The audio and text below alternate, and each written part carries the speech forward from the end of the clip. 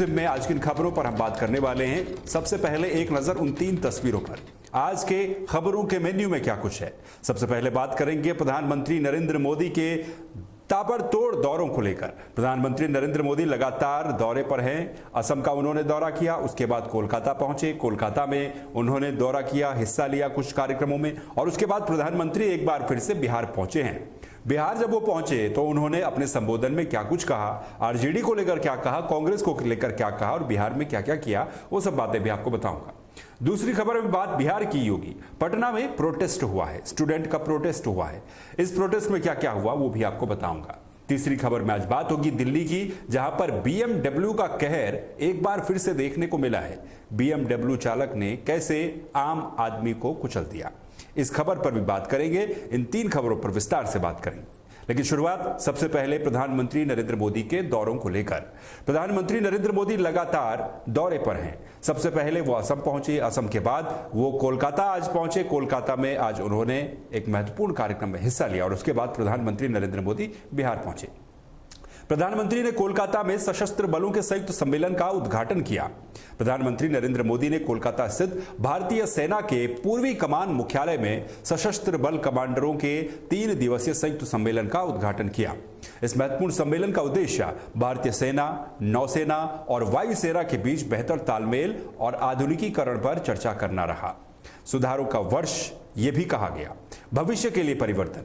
इस साल के सम्मेलन का मुख्य विषय सुधारों का वर्ष और भविष्य के लिए परिवर्तन रखा गया था, जो कि हमारी सेनाओं में हो रहे बड़े बदलावों और भविष्य की चुनौतियों के लिए तैयारियों को दर्शाता है। इस सम्मेलन में सेना के बड़े बड़े अधिकारी, रक्षा मंत्री राजनाथ सिंह और राष्ट्रीय सुरक्षा सलाहकार अजीत डोभाल जैसे वरिष्ठ नेता शामिल हुए। सुरक्षा एजेंसियों को लेकर के इस कार्यक्रम में और इस पूरे जो ये सम्मेलन रखा गया था, इसमें कई तरह से बातचीत की गई।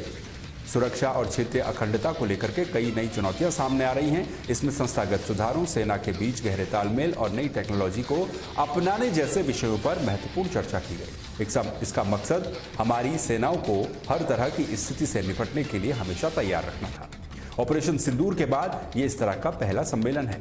ये सम्मेलन मई में हुए ऑपरेशन सिंदूर के बाद हो रहा है, जिसने रक्षा तैयारियों का एक सफल अभ्यास किया था। ये सम्मेलन इस बात पर भी जोर देता है कि हमारी सेनाएं कितनी प्रभावी और कितनी मजबूत हैं। प्रधानमंत्री मोदी रविवार शाम को ही कोलकाता पहुंच गए थे, राजभवन में रुके थे, और इसके बाद जब ये कोलकाता का कार्यक्रम निपटा, उसके बाद पूर्णिया बिहार के लिए प्रधानमंत्री नरेंद्र मोदी रवाना हुए। अब बिहार में उन्होंने क्या कहा, उससे पहले आपको यह बता देते हैं कि जो काम कोलकाता में हुआ, यानी कि जो संयुक्त कमांडरों का सम्मेलन हुआ, वो आखिर है क्या। संयुक्त कमांडरों का सम्मेलन यानी कि जेसीसी एक ऐसा मंच है जहां पर देश के शीर्ष सैन्य और नागरिक नेता एक साथ मिलकर सुरक्षा से जुड़े बड़े मुद्दों पर चर्चा करते हैं। यह हमारी सेनाओं को और भी शक्तिशाली और आधुनिक बनाने के लिए एक महत्वपूर्ण कदम भी है।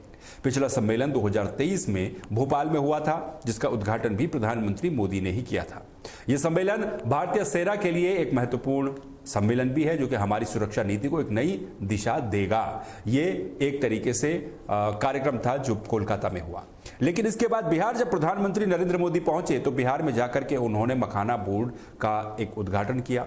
उसके अलावा बिहार को कई योजनाओं की सौगात भी दी, लोकार्पण उन्होंने किया कुछ कार्यक्रमों का, और उसके बाद पूर्णिया में एक जनसभा को पीएम मोदी ने संबोधित किया। पूर्णिया में इस जनसभा को संबोधित करते हुए प्रधानमंत्री ने आरजेडी और कांग्रेस के ऊपर जमकर निशाना साधा। एक तरीके से 2027 में जो एक तरीके से जो विधानसभा के चुनाव होने हैं बिहार में, इसी साल वो चुनाव होने हैं, और इन चुनावों से पहले ये दौरे लगातार काफी महत्वपूर्ण बनते जा रहे हैं। कांग्रेस और आरजेडी एक तरफ लगातार अपनी रैलियों के माध्यम से अपनी चुनावी जमीन को तलाश करने की कोशिश कर रहे हैं, तो वहीं दूसरी तरफ प्रधानमंत्री नरेंद्र मोदी भी उनके ऊपर कटाक्ष करने में पीछे नहीं है। प्रधानमंत्री ने इस संबोधन में कई तरह की बातें बोली, जिसमें घुसपैठ से जुड़ी हुई बातें थी और महिलाओं से जुड़ी हुई बातें उन्होंने कही। इसके अलावा दोनों ही दलों पर, यानी जो उनके विपक्षी दल हैं, उन पर जमकर निशाना साधा। सबसे पहले आपको सुनाते हैं प्रधानमंत्री ने घुसपैठ को लेकर क्या कहा। आज जो कांग्रेस और आरजेडी ने न केवल बिहार के सम्मान को खतरा है, बल्कि बिहार की पहचान को भी खतरा है। आज सीमांचल और पूर्वी भारत में घुसपैठियों के कारण डेमोग्राफी का कितना बड़ा संकट खड़ा हो चुका है। बिहार, बंगाल, असम, कई राज्यों के लोग अपनी बहनों बेटियों की सुरक्षा को लेकर चिंतित है। इसलिए ही मैंने लाल किले से डेमोग्राफी मिशन की घोषणा की है। लेकिन वोट बैंक का स्वार्थ देखिए, कांग्रेस, आरजेडी और उसके इकोसिस्टम के लोग घुसपैठियों की वकालत करने में जुटे हैं, उन्हें बचाने में लगे हैं और बेशर्मी के साथ विदेश से आए घुसपैठियों को बचाने के लिए इनके इकोसिस्टम के लोग घुसपैठियों की वकालत करने में जुटे हैं, उन्हें बचाने में लगे हैं और बेशर्मी के साथ के इकोसिस्टम के लोग घुसपैठियों की वकालत इकोसिस्टम के लोग घुसपैठियों की वकालत करने में जुटे हैं, उन्हें बचाने में लगे हैं और बेशर्मी के साथ विदेश से आए घुसपैठियों को बचाने के लिए ये नारे लगा रहे हैं, यात्राएं निकाल रहे हैं। ये लोग बिहार और देश के संसाधन और सुरक्षा दोनों को दांव पर लगाना चाहते हैं। लेकिन आज पूर्णिया की इस धरती तो घुसपैठ को लेकर प्रधानमंत्री नरेंद्र मोदी ने कई तरह से अपनी बातें कही और विपक्षी नेताओं के ऊपर निशाना साधा। उन्होंने कहा कि जो लोग घुसपैठ को करवाते हैं उन्हें उससे प्रेम है, उनको बिहार से क्या लेना देना। इसके अलावा बिहार में विकास हो रहा है और उस विकास से विपक्ष लगातार परेशान हो रहा है। ये बात भी प्रधानमंत्री नरेंद्र मोदी ने अपने संबोधन में कही। उन्होंने कहा कि विकास में इंफ्रास्ट्रक्चर और कनेक्टिविटी तेजी के साथ बढ़ी है, इसको हम और तेजी के साथ बढ़ाने की कोशिश कर रहे हैं, लेकिन विकास में जो कनेक्टिविटी बढ़ रही है, जो इंफ्रास्ट्रक्चर बढ़ रहा है, उससे विपक्ष को काफी दिक्कत हो रही है। कनेक्टिविटी को लेकर प्रधानमंत्री नरेंद्र मोदी ने क्या कहा, आइए आपको सुनाते हैं। साथियों, आज सर एम विश्वेश्वरैया जी की याद में हम इंजीनियर्स डे मनाते हैं। विकसित भारत, विकसित बिहार के निर्माण में इंजीनियर्स की बहुत बड़ी भूमिका है। मैं देश के सभी इंजीनियर्स को आज के दिन की बहुत बहुत बधाई देता हूं, अपनी शुभकामनाएं देता हूं। इंजीनियर्स का परिश्रम, उनका कौशल आज के इस कार्यक्रम में भी दिख रहा है। पूर्णिया एयरपोर्ट की टर्मिनल बिल्डिंग रिकॉर्ड 5 महीने से भी कम समय में बनाई गई है। आज इस टर्मिनल का लोकार्पण हुआ है। पहली कॉमर्शियल फ्लाइट को हरी झंडी भी दिखाई गई है और हमारे एविएशन मिनिस्टर श्रीमान नायडू जी भी हमारे बीच है। उनके लिए भी जरा ताली बजाइए। यहीं से हवाई जहाज उड़ा रहे हैं वो। नए एयरपोर्ट की वजह से अब पूर्णिया देश के एविएशन मैप पर आ गया है। अब देश के बड़े शहरों से, बड़े व्यापारिक केंद्रों से पूर्णिया और सीमांचल की सीधी कनेक्टिविटी होगी। साथियों, एनडीए सरकार द्वारा इस पूरे क्षेत्र को आधुनिक हाईटेक रेल सेवाओं से भी जोड़ा जा रहा है। आज भी मैंने वंदे भारत, अमृत भारत पैसेंजर ट्रेन को हरी झंडी दिखाई है। आज अररिया, गलगलिया नई रेल लाइन का उद्घाटन हुआ है। विक्रमशिला, कटरिया नई रेल का शिलान्यास भी किया गया है। साथियों, कुछ दिन पहले ही भारत सरकार ने एक और बड़ा निर्णय लिया है। Buxar Bhagalpur high speed corridor के मोकामा मुंगेर सेक्शन को मंजूरी दे दी है। इससे मुंगेर, जमालपुर, भागलपुर जैसे इंडस्ट्रियल हब को बहुत फायदा होगा। सरकार ने भागलपुर, दुमका, रामपुर हाट रेल लाइन के दोहरीकरण को भी मंजूरी दे दी है। साथियों, देश के विकास के लिए बिहार का विकास जरूरी है और बिहार के विकास के लिए पूर्णिया और सीमांचल का विकास जरूरी है। आरजेडी और कांग्रेस की सरकारों के कुशासन का बहुत बड़ा नुकसान इसी क्षेत्र को उठाना पड़ा है। लेकिन अब एनडीए सरकार स्थिति बदल रही है। अब ये क्षेत्र विकास के फोकस में है। साथियों, बिजली के क्षेत्र में भी बिहार को आत्मनिर्भर बनाने का काम चल रहा है।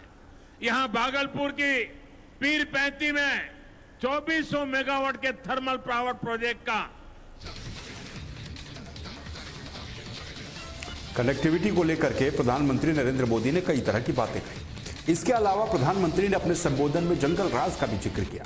जंगल राज के दौरान महिलाएं कितनी असुरक्षित थी और आज महिलाओं के लिए बीजेपी की सरकार है या फिर केंद्र की सरकार क्या कुछ कर रही है, उस पर भी प्रधानमंत्री ने फोकस रखा, उसको भी अपने संबोधन में जगह दी। महिलाओं के बारे में और जंगल राज के बारे में क्या कहा प्रधानमंत्री मोदी ने, आपको सुनाते हैं।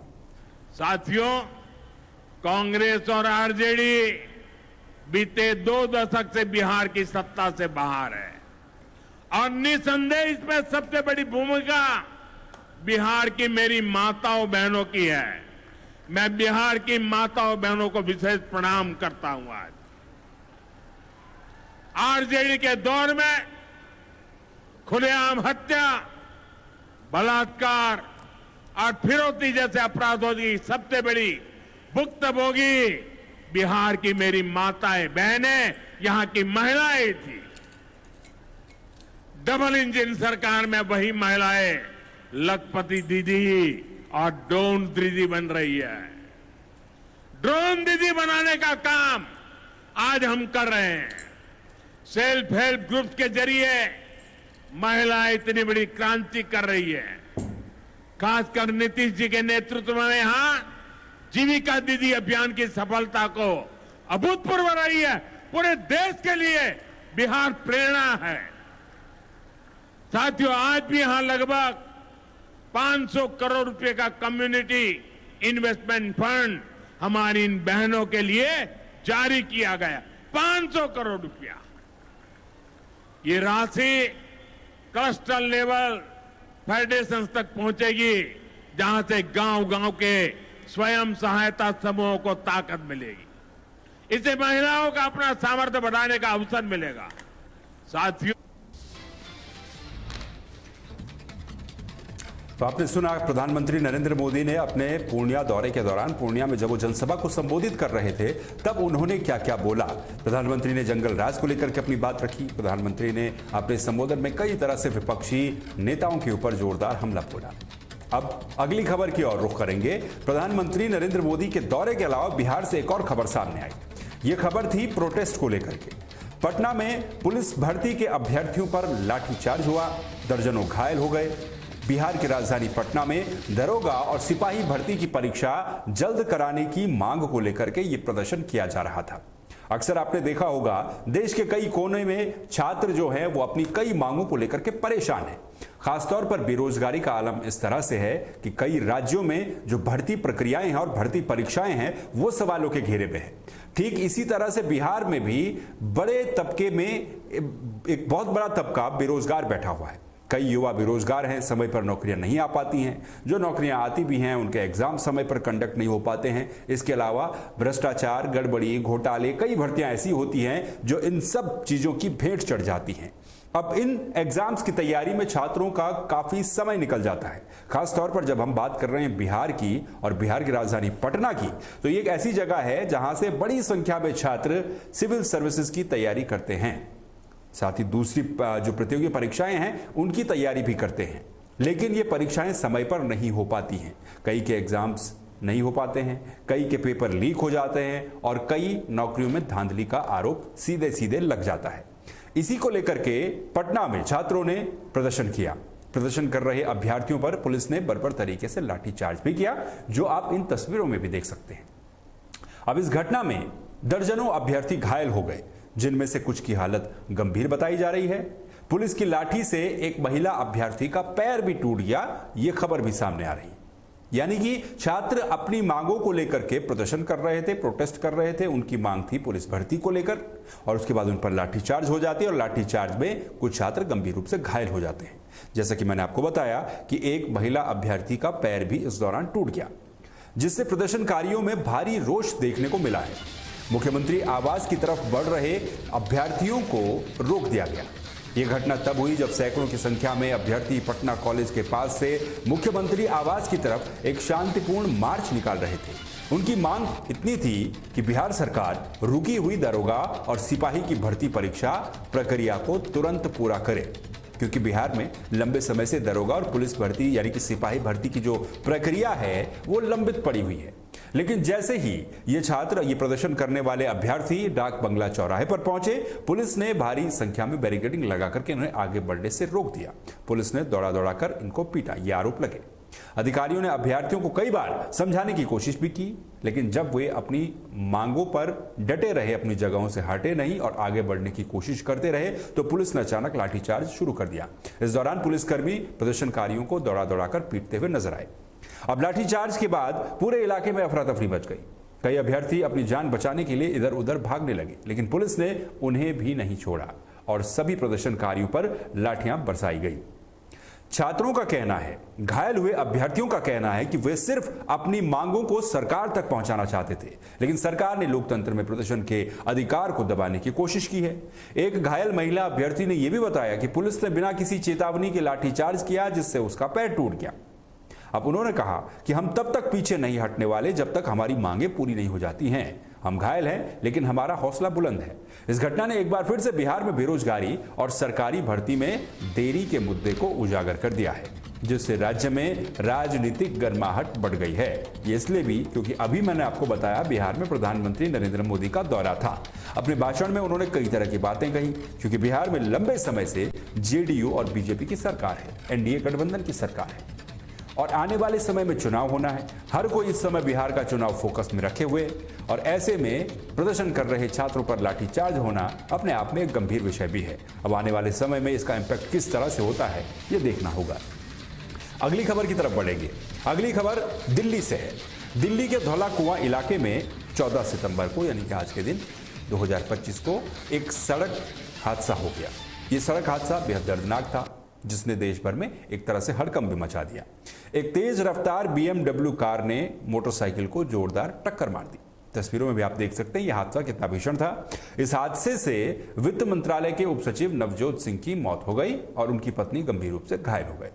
घटना का जो इस पूरी घटना की जानकारी है वो मैं अगर आपको दूं तो यह हादसा रविवार दोपहर को धौला कुआं मेट्रो स्टेशन के पास हुआ। मेट्रो स्टेशन के पास पिलर नंबर 67 के पास ही हादसा हुआ। नवजोत सिंह, जिनकी उम्र 52 साल थी, वो वित्त मंत्रालय में उप सचिव के पद पर कार्यरत थे। अपनी पत्नी संदीप कौर के साथ मोटरसाइकिल पर सवार होकर गुरुद्वारा बंगला साहिब से अपने घर हरिनगर की ओर लौट रहे थे।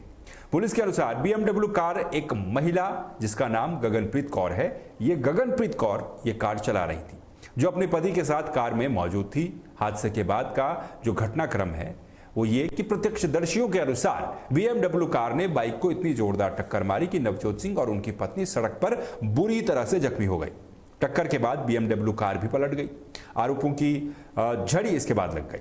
इस घटना के बाद कई गंभीर आरोप सामने आए, जिसने मामले को और भी ज्यादा संवेदनशील बना दिया। दूर के अस्पताल तक ले जाने का आरोप है कि आरोपी महिला और उसके पति ने घायल नवजोत सिंह और उनकी पत्नी को पास के एम्स या फिर सफदरजंग अस्पताल ले जाने के बजाय करीब 19 किलोमीटर दूर GTB नगर स्थित एक निजी अस्पताल में उनको ले जाया गया। सबूत मिटाने का प्रयास भी किया गया, ये आरोप भी लगे। पीड़ित परिवार का दावा है कि आरोपी ने जानबूझकर ऐसा किया ताकि उन्हें समय पर इलाज न मिल सके और सबूत मिटाए जा सकें। यह भी आरोप लगाया गया कि आरोपी महिला उसी अस्पताल में भर्ती थी जहां घायलों को ले जाया गया। अब नवजोत सिंह के बेटे नवनूर सिंह ने बताया कि उनकी मां ने लगातार आरोपी के पास के अस्पताल ले जाने की गुजारिश की आरोपी से, लेकिन उन्होंने अनसुना कर दिया। पुलिस की कार्रवाई इस मामले में क्या हुई है वो भी जान लीजिए। दिल्ली पुलिस ने इस मामले की गंभीरता को देखते हुए कार्रवाई शुरू कर दी है, जिसने आरोपी महिला, इसमें जो आरोपी महिला है गगनप्रीत कौर, इसको अस्पताल से छुट्टी मिलने के बाद हिरासत में ले लिया गया, क्योंकि जो आरोपी महिला थी वो भी अस्पताल में भर्ती थी और उनसे पूछताछ की जा रही है। पुलिस ने इस मामले में FIR दर्ज कर दी है। गैर इरादतन हत्या और सबूतों को मिटाने की धारा इसमें जोड़ी गई है। यह घटना एक बार फिर से दिल्ली में तेज रफ्तार और लापरवाही से वाहन चलाने की समस्या को उजागर भी करती है। यह दिखाता है कि कैसे लापरवाही से सड़क हादसे लगातार होते हैं और किसी की जिंदगी इन सड़क हादसों में तबाह हो जाती है और न्याय पाने के लिए कैसे एक लंबी लड़ाई लड़नी पड़ती है और यह न्याय और भी ज्यादा मुश्किल हो जाता है, क्योंकि इस सड़क हादसे के बाद जो सबसे बड़ा आरोप था, सबसे बड़ा सवाल था कि घायलों को पास के अस्पताल में भर्ती क्यों नहीं किया गया। जिसमें एम्स और सफदरजंग अस्पताल था। क्यों? 19 किलोमीटर दूर ले जाकर के इन घायलों को भर्ती करवाया गया। अब इस मामले में नया मोड़ क्या आता है, यह देखने वाली बात होगी। लेकिन दिल्ली में यह हादसे कुछ नए नहीं है। 1999 का Sanjeev Nanda BMW hit and run case, यह मामला भारत के सबसे चर्चित हिट एंड रन केस मामलों में से एक है। 10 जनवरी 1999 की रात को संजीव नंदा, जो उस समय एक धनी व्यापारी परिवार से ताल्लुक रखते थे, ये अपनी BMW कार से चल रहे थे। उन्होंने दिल्ली में लोधी रोड पर एक पुलिस चेक पॉइंट पर 6 लोगों को कुचल दिया था। इस हादसे में 3 पुलिसकर्मियों सहित 6 लोगों की मौत हो गई थी। घटना के बाद संजीव नंदा ने घटनास्थल से भागने की कोशिश की और सबूत मिटाने का प्रयास भी किया। यह केस कई सालों तक चला। 2008 में दिल्ली की एक निचली अदालत ने संजीव नंदा को गैर इरादतन हत्या का दोषी ठहराया और 5 साल की सजा सुनाई। बाद में दिल्ली हाई कोर्ट ने सजा को 2 साल तक घटा दिया। सुप्रीम कोर्ट का इसमें फैसला आया। 2012 में सुप्रीम कोर्ट ने हाई कोर्ट के फैसले को बरकरार रखा और संजीव नंदा को 50 लाख रुपए जुर्माना देने और 2 साल तक सामुदायिक सेवा करने का आदेश दिया गया। यह केस भी भारतीय न्याय व्यवस्था में धनी और प्रभावशाली लोग कितने माहिर होते हैं इसको दिखाता है और इनके लिए सजा के प्रावधानों को लेकर के एक बड़ी बहस का विषय बन गया था। क्या आज भी वही हो रहा है? क्या आज भी जो BMW से चलता है उसके लिए न्याय पाना आसान है और जो सबूत है उनके साथ छेड़छाड़ करना आसान है? ये लेटेस्ट जो केस सामने आया है ये तमाम यही सवाल खड़े करता है। अब देखना यह है कि इस पूरे मामले में पुलिस इन्वेस्टिगेशन किस तरीके से चलती है और जो गगनप्रीत कौर है उसको किस तरह से सजा सुनाई जाती है। तहलका एक्सक्लूसिव में आज के लिए इतना ही। आप बने रहिए तहलका डिजिटल के साथ। नमस्कार।